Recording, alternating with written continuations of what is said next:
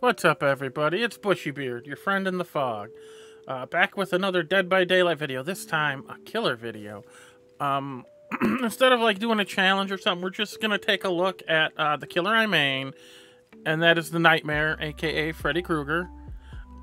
He is been my favorite killer since before the rework. After the rework, he's just insanely strong if you know how to play him right. I'm going to show you the perks I take in on him. This is like my standard killer build. I play on most killers, but it's especially potent on Freddy, and I'm going to tell you why. Alright, the first perk we take in is Dayligh, which is an awesome perk from Michael Myers to Shape. What it does is it gives you an obsession. Your obsession, right off the bat at the beginning of the match, gets a 33% action speed bonus. Everything they do is faster. You're saying to yourself probably, how is this a good thing? Well, everyone who's not the obsession, every time you hook them, you get a token. For every token, those other 3 people get a 3% penalty to repair, healing, and sabotage speeds. So if you can snowball and get 2, 3, 4, 5 tokens, you're looking at 15-20% repair penalties for the 3 that are not your obsession, which can really slow the generators down and give you time to find the survivors and do your job as killer, which is to kill them and stop them from repairing gens. The second perk I like to take is Thanatophobia, which is a nurse perk, which for every person who's injured, they receive a 5% penalty to repairing generators, cleansing totems, and sabotaging hooks, to a max of 20. So if you injure all 4 people in the trial, that's 20% slower they're going to do gens. You combine that with Dayligh, and they're looking at 40 to 50% slower gens. It's going to take them a long time to do generators. Crazy efficient at slowing them down. Maybe not so much towards the start of the trial. It's more of a mid to late trial build.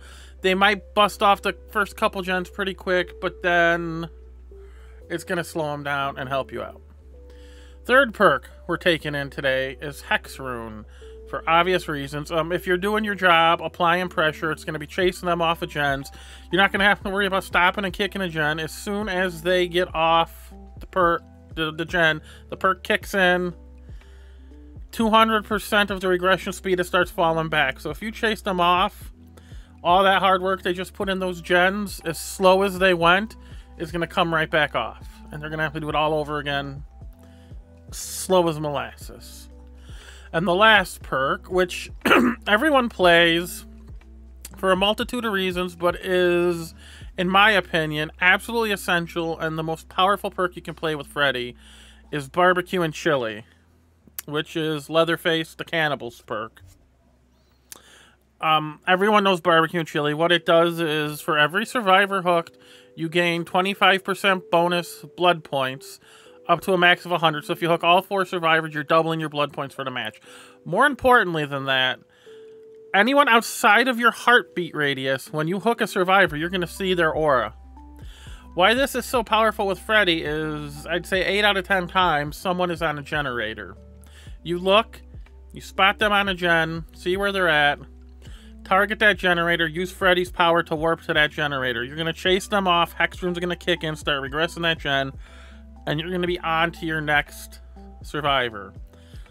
Catch them, hook them, get a stack of Dayligh, find your next one that you're going to warp to and chase down and attack and put on the hook, and it just snowballs. After the first couple, it really just snowballs into your favor. The last 2 to 3 gens, they're going to have a really hard time fixing it. You're going to have the upper hand. Sometimes it works great, sometimes not so great. We'll find out. Add-ons, we're going to be playing the Z block, which anytime anyone interacts with Freddy's snare or a pallet, dream pallet, they're going to get the hemorrhage status effect for 60 seconds, which is pretty nice. And then we're going to be taking in the prototype claws, which replaces the dream snares with dream pallets, fake pallets. If the survivors don't know they're fake, they're going to throw them down, think they have the upper hand on you, you're going to close in and get a hit on them. And also, as a little bonus, anytime anyone interacts with the pallet, their aura is exposed for 4 seconds, which is also pretty nice. And for the offering, we're just going to take a sacrificial cake because it's more blood points. Why not? Let's jump over to some gameplay, and we'll see you afterwards. All right, here we go.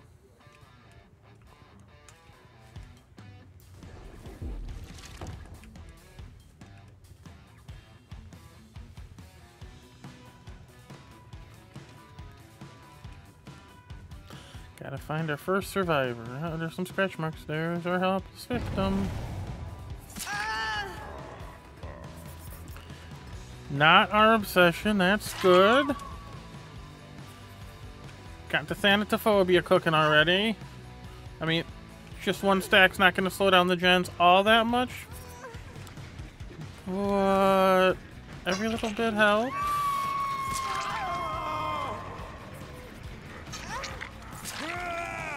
Alright, 3 stacks of Thanatophobia. Now we're cooking. That gen is going to go super slow. You're going to get back on there right away, you dummy.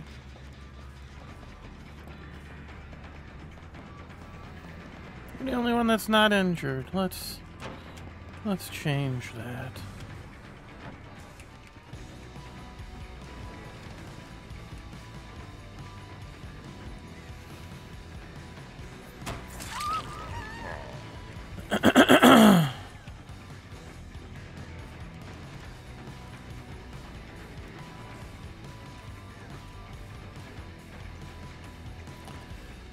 Not gonna drop that pallet?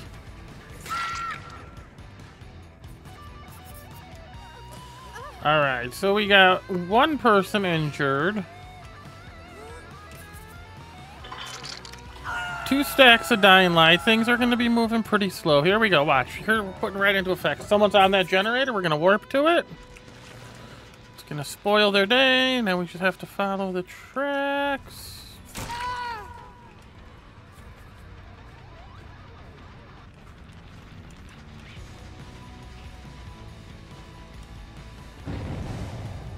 Another thing I should probably explain, a lot of people are gonna, in theory, probably comment on this, is that I like to do what I call play killer with a conscience. I will not tunnel. If someone just came off the hook, I will not chase that person. I will never face camp.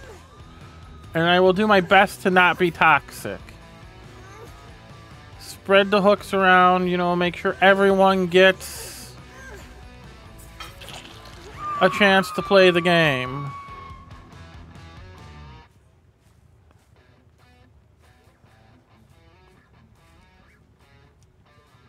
Now, I mean, there are some exceptions, like, you know, if you just happen to run into someone across the map and it's someone you've already hooked, yeah, you might end up having to hook that person again, but as a rule of thumb, we don't generally try and just tunnel that person because it's going to get us an extra kill. Where did this person go?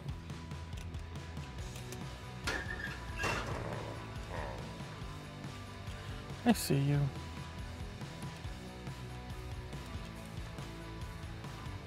Where'd you go? There you are. These people are healing really fast, which is working against me with the Thanatophobia, but as long as we're keeping at least 1 injured with the Dayligh, we should be okay. Now, this is our obsession. We don't want to kill him to last, otherwise we'll lose Dayligh, but we're going to hook him at least twice. Definitely at least once to get our stack of barbecue, because we do want them extra blood points. Even though that's not the primary objective why we took barbecue. Alright. Don't see anyone. There goes Hex Ruin. That's bad. Didn't see anyone on the gens, so there means they're close by. It's okay, we can find them. So now we're gonna have to start kicking gens.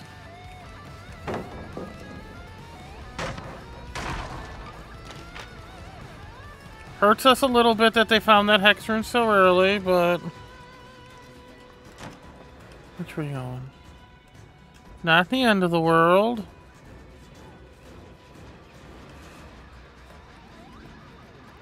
Alright, here we go. We got a stack of Predator. She's gonna try and jump through this window. We're not gonna let her do that.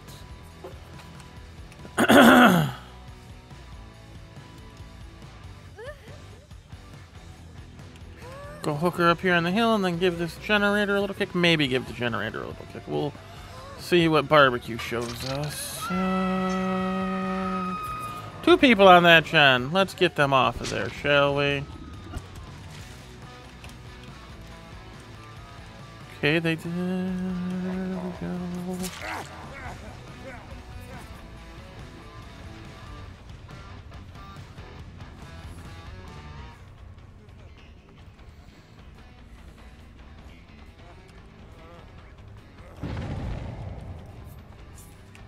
Hey, I think that was a nice little dead hard you did there.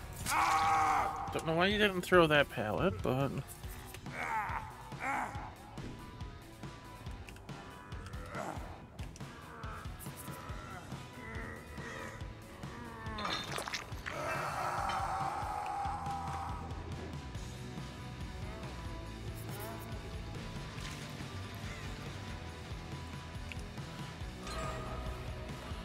Okay, they just now got their first gen fixed. We're in a pretty good spot. We got 1 person hooked, 2 people injured, so with 5 stacks of Dayligh to gens, we're going to be going pretty slow for them.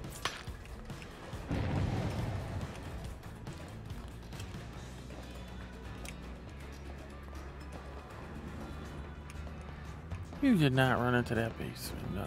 That would have been silly.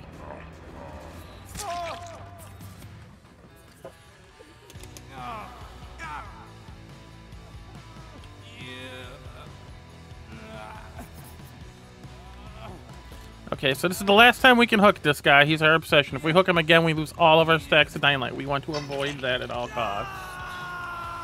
It's like we're having a little healing party over here. So we're not going to warp to a gen. We're going to come bust that up.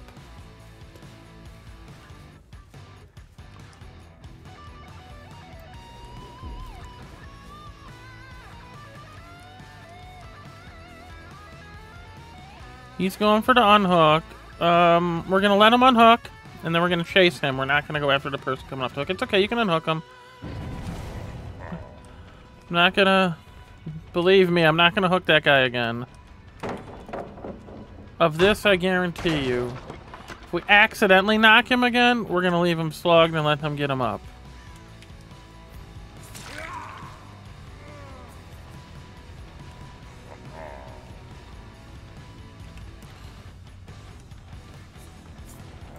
Ooh.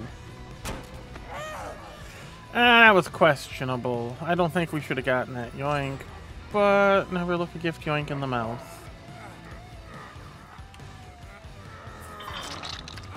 Anyone on a gen? That guy there, that guy there. Let's go for this guy.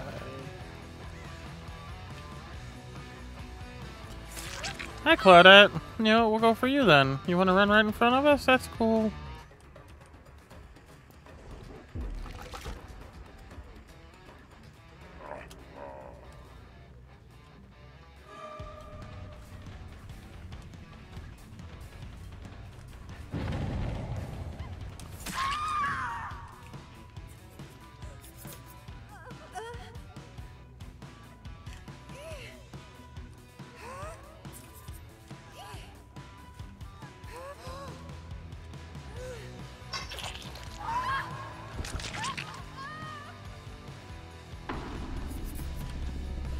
Okay, so no barbecue, which means someone's probably pretty close by.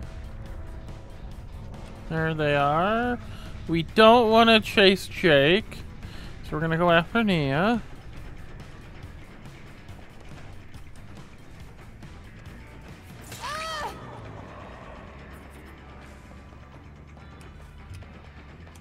Where'd she go? This way.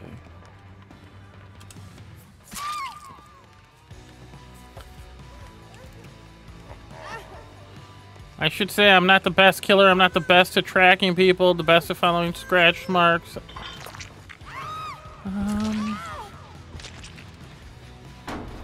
Which is why I like to slow the gens down so much. So right now we got 2 guys left. One's our obsession. We need to find David. We need to take him out of the equation.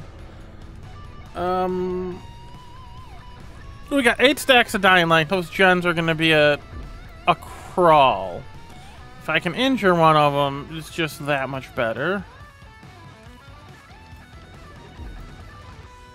But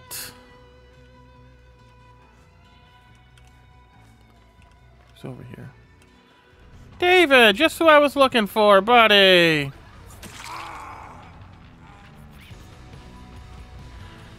So now here's what's gonna happen. We're gonna catch up with David eventually. You lagging there, buddy? We're gonna catch up with David here. We're gonna hook him. We're gonna kill him. I don't know if he's dead hooked or not. If he's not, we're gonna leave the area because we don't want to face camp. Okay, he was dead hooked. Where's... Okay, Jake's over there. We might get to him before he finds the hatch. We might not. At this point, we consider this a win. If he finds the hatch, good on him. I'm okay with the last person getting the hatch. In fact, every second or third game, I will give them the hatch. Because can't be sweaty all the time. There you have it. Got a lot of blood points. Let's take a look here. We got 3 iridescent emblems and got a double pip.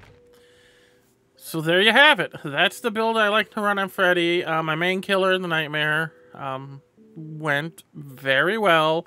Exactly as we wanted it to. It could not have actually gone better. Yeah, the last guy got the hatch, but we're okay with that. We got 3 kills. They didn't get all the gens fixed. We applied great pressure.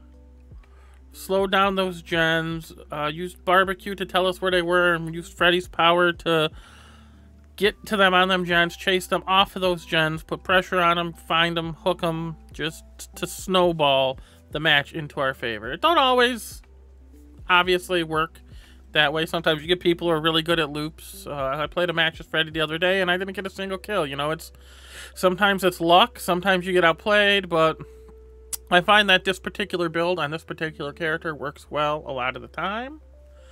And yeah, give it a try. You might enjoy. You might have some fun with it.